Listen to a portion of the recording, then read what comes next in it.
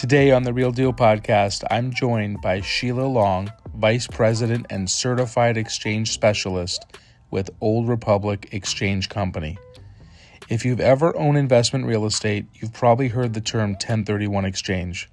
But for many investors, it's still one of the most misunderstood tools in real estate. Sheila works with investors every day, helping them defer capital gains taxes and strategically move from one property to the next.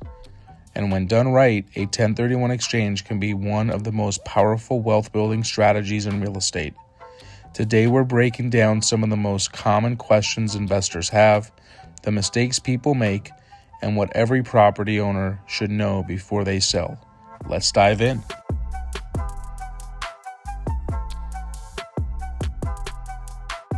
Sheila Long, a certified exchange specialist.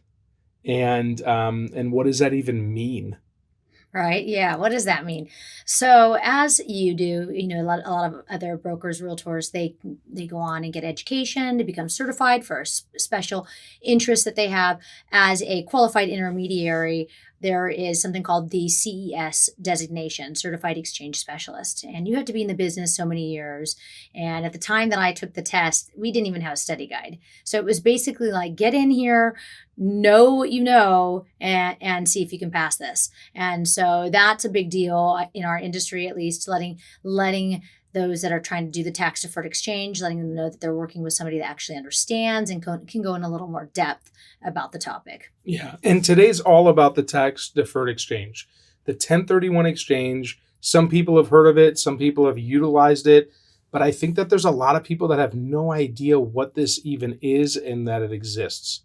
So who is it for? In my mind, there's a lot of real estate investors that are looking to continue to grow their portfolio and or cash out, right? One of the two directions that a lot of them like to go.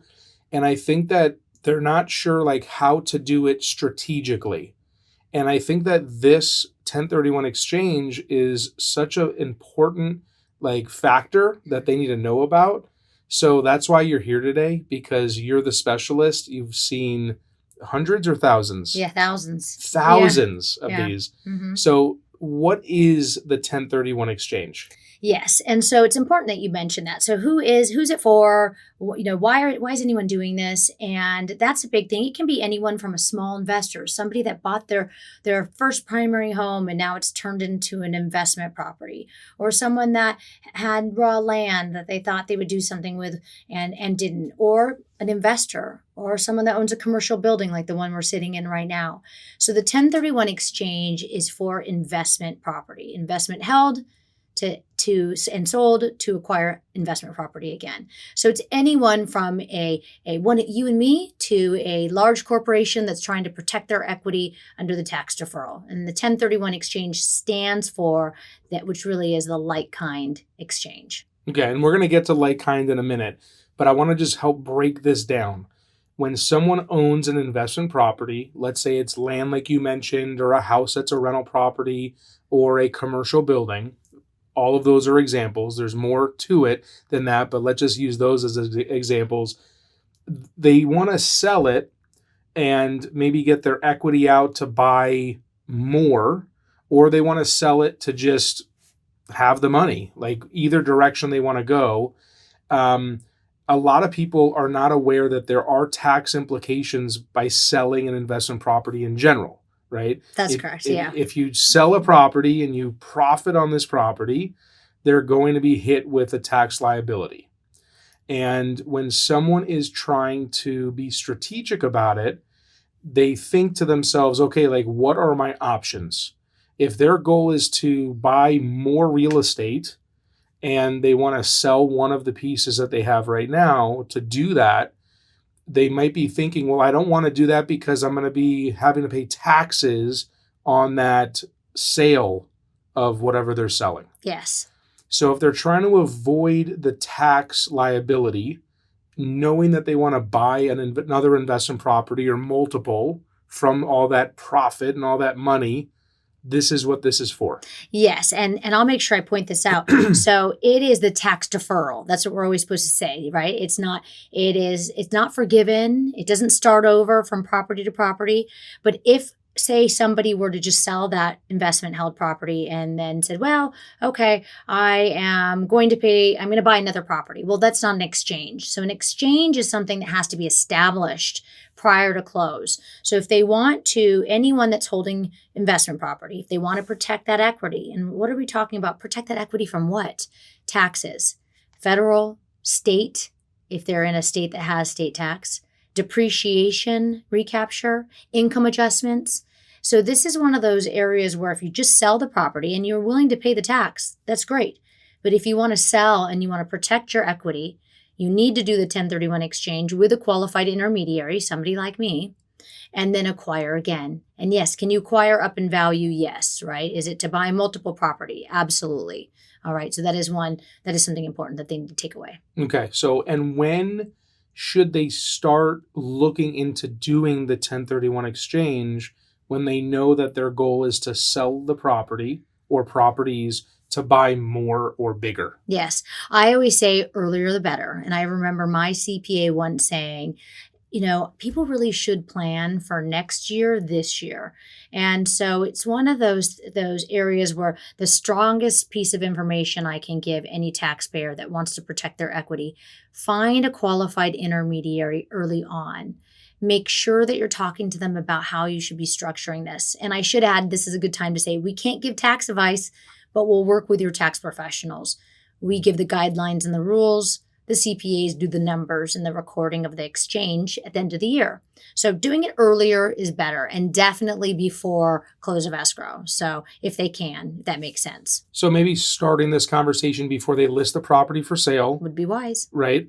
Not waiting for them to have an offer and having to scramble and do the whole fire drill thing. So as someone is thinking about selling property to buy more, that is the time to start looking out or calling you to figure out, what are my options? What are we looking at? Connecting them, their CPA to you, that whole thing. Yeah. And Okay. It's not too late, though. We should point that out. If they already did accept an offer and then they mention, wait, this is an investment property. Let's look at doing an exchange. Is it too late? No, it's never too late until it closes. So when I say, what does it mean by closing? That means that the seller, that's the exchanger, has a contract with a buyer, and it is with an escrow title company closing, or an attorney if they're an attorney state, for those of you in attorney states. Once it closes at that and that deed transfers from seller to buyer, that's when it's too late. So definitely get a qualified intermediary involved before listing. Get one in before you accept an offer, because if your qualified intermediary is in touch with you prior to accepting offers, we can warn them about potential hazards. So that's one thing where I say the sooner the better. Okay. So we talked about timing on the front end of when they're ready to sell their property. Mm-hmm. But what does someone need to know in regard to when they sell their property, they're doing the exchange? What is the time constraints, or what does someone need to know about when they need to buy that next property or properties? Yeah, that's the most important question of the day, is the timeline. And this timeline is not forgiving, and it is a 180-day exchange period. So what does that mean? From the time we close in the exchange, the taxpayer has 180 days to complete the exchange. But within that 180 days is only 45 calendar days, weekends, holidays, to pick out and identify property in writing.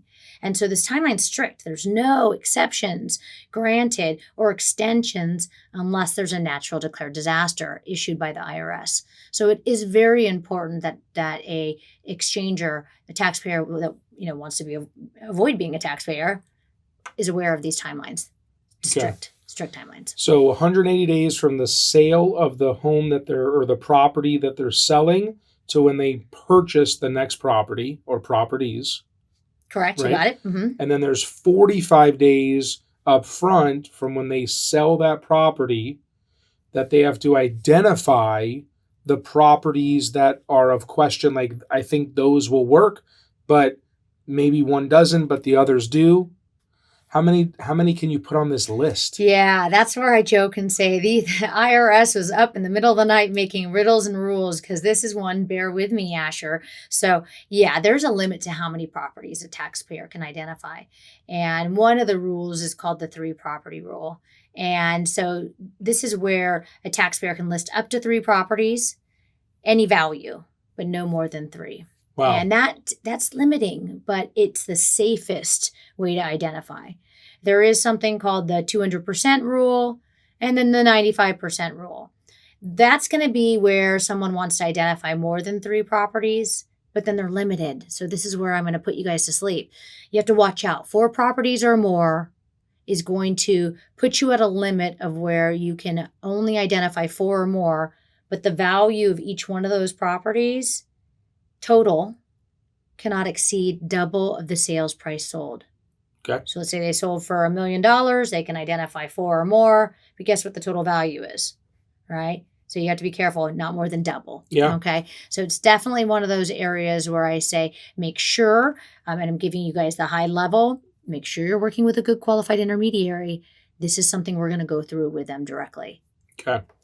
So timelines are very important. Now, let's say there's a building, like you're saying, that's $1 million that they're selling. And they're not sure, like, well, what am I taxed on? Now, you're not a CPA. You can't give tax advice. But what are they trying to figure out in regard to what they need to buy? Yeah. If they sell a building for $1 million, does that mean that they have to buy a building for $1 million? Yes. So the sales price determines the acquisition price less closing costs. So that's one thing we can take off, right? What are closing costs? Well, that's escrow, title fees, listing fees, exchange fees, okay, consulting, legal fees. All right. So if they sold for $1 million, and let's say they had $100,000 in closing costs, okay, they really need to go buy for 900 or more. They need to replace their basis, what they bought the property for. They need to replace the gain, the equity. That makes sense. But they also need to replace the debt, encumbering the same amount of mortgage debt or bringing in the cash difference. Okay, so if that $1 million had debt on it, they need to bring it in with cash or outside financing. Okay, anything less is going to be exposed to taxes and up to the extent of their gain. So that's where they have to be careful. We can't just take our equity and roll that into new replacement property. And that's one where a lot of times people go, but why not? Well, that would give us taxpayers too much benefit. And you got to think, if there's too much benefit for us taxpayers, there's probably a rule against it. Yeah, that's really important information. So in this case, selling for $1 million, there's $900,000 of needing to purchase, whether they're using cash funds for that, whether they're getting a mortgage, whatever they're doing in order to make that happen. But it has to equal $900,000. In the example, there's $100,000 of fees, closing cost fees. You got it. Okay. And they can divide that into 2. So remember that, or more, let's just say. So if they wanted to, I just want to talk about easy, selling 1, buying 2, or selling 2 to buy 1. Yep. Okay. So they can always decide to acquire more than 1 if they want to. They can split it up, right?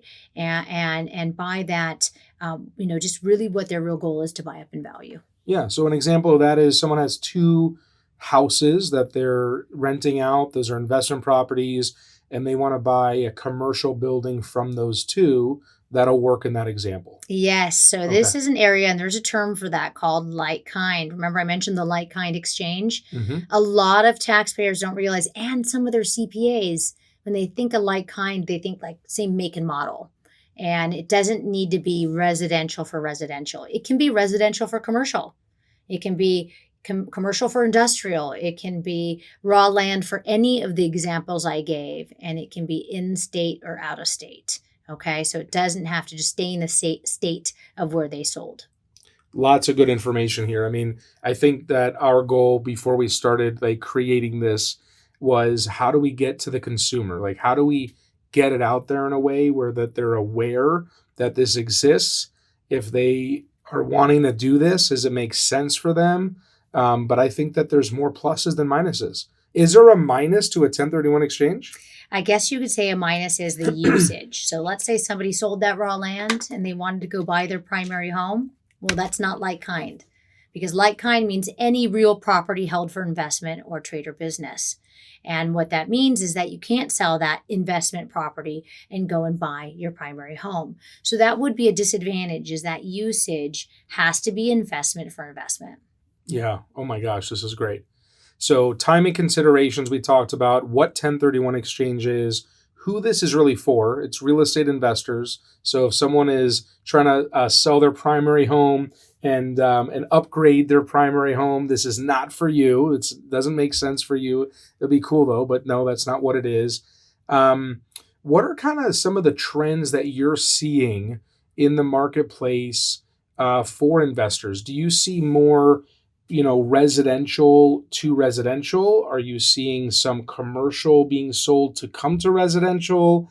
Are you allowed to share that? Yes. And so I see a lot of fun different things. I've seen hotel sales for different types of properties, residential, industrial. I've seen things like where someone sold a single family and they bought a boat storage warehouse in Lake Havasu. And I was so curious on that.